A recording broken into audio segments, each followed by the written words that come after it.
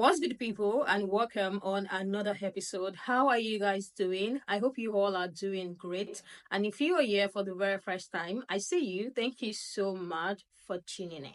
There's a video here, and I would like you guys to stick around because it's actually a very short one. But I would like to hear you guys' thoughts on this particular thing that this lady said. She talked about how growing up in a multiracial environment shaped her, on how she viewed interracial relationship, marriages, and stuff like that. She has a very solid point, and I would just like you guys to say it. So, without wasting much time, let's just get right into the story. I grew up in a very multiracial environment, and I was always the type of girl to not have a type. Like, I didn't mind black, white, colored, Indian, like anything goes with me. And everything was cool because everyone was cool with everyone. So I thought there's no reason to, be very picky about which race you want to date. Until one of us black people decided to date one of the other races, like colored or white, and I saw the mess that it caused. Bruh, their families would be divided. It was like if you wanted to date a black person, then you're bringing cancer into the family. Guys, they cut their children off, they disown them, they stop providing for them. They would literally remove you from the family because you decided to date someone that's black. And I was like, huh? Is that how it is?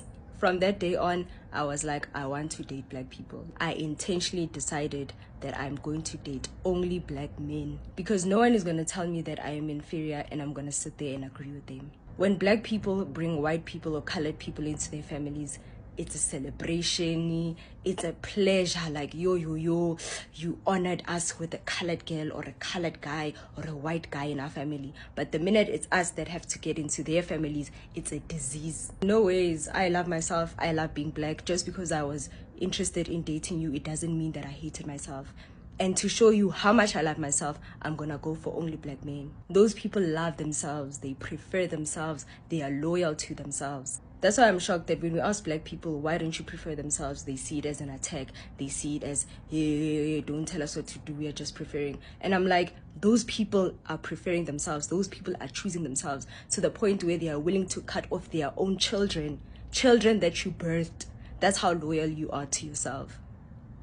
And the minute we ask black people to do the same thing, hi, it's drama. You make it your life's mission to make sure that you cease to exist so that another race can multiply, and you want us to call it preference. So while you are sitting here laying on your couches and typing, let people prefer who they want to prefer, it's just preference, let people date who they want, those people work overtime to make sure that you don't ever get into their bloodline. The dark-skinned girls are in the comments and they're like, yeah guys, allow people to date who they want, because it must be nice to be like that dark-skinned girl that doesn't cry and whine over colorism. You're so cool, you allow it, you let people do what they want. And on the other hand, the light-skinned girls are like, yeah guys, Pella, they want us, they prefer us, so allow them to prefer us. Don't take it personally, don't take it seriously, it's not that deep, they just want us. So you guys sit in your corner and live your own lives because we are the chosen ones and we are going to date them because they want us. Me personally, I am very sorry if they are willing to cut off their children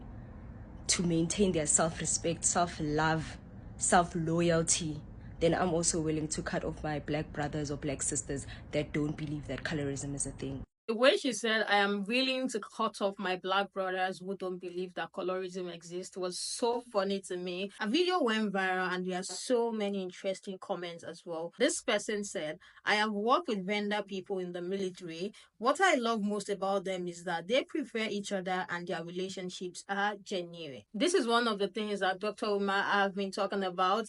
He has talked about this thing. You guys know that I think one of the strengths or one of the areas that Dr. Umar always touch upon is this interracial relationship and interracial marriage. It doesn't buy into the idea of you as a black person mixing your blood with the palm colored people's blood, because it believes that there's an inbuilt thing in them to always feel superior, and they will constantly make you feel inferior. Another person said, yeah, I experienced this and I realized there is no way it gets to enjoy the warmth of my family and friends, but I am abused. Never.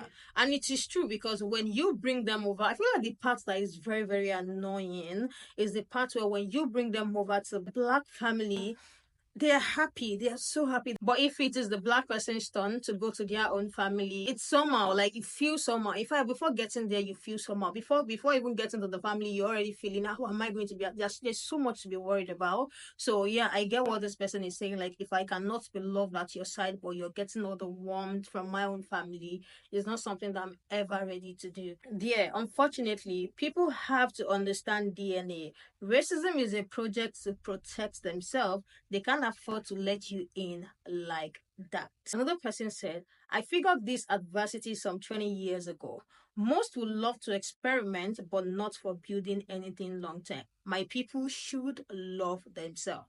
Heavy on the love themselves. Why do we even feel like we need to be picked? Like, as a black person, I feel like we are enough. Why? For what exactly? Into a place where they might probably not like you, into a place where you might probably struggle, into a place where there is so much to be careful about. There are some creators on TikTok who had shared maybe their high school or their university journey as a black person, and maybe a white guy is moving to them, and how they date them in private and not in public. Like, they will only come to them when they are alone and when they are with their friends. You will never see them walk up to them or talk to them. And whenever I hear a story like that, I just cannot imagine how the person might have felt at that point. Another person said, our people will always look for white validation and acceptance.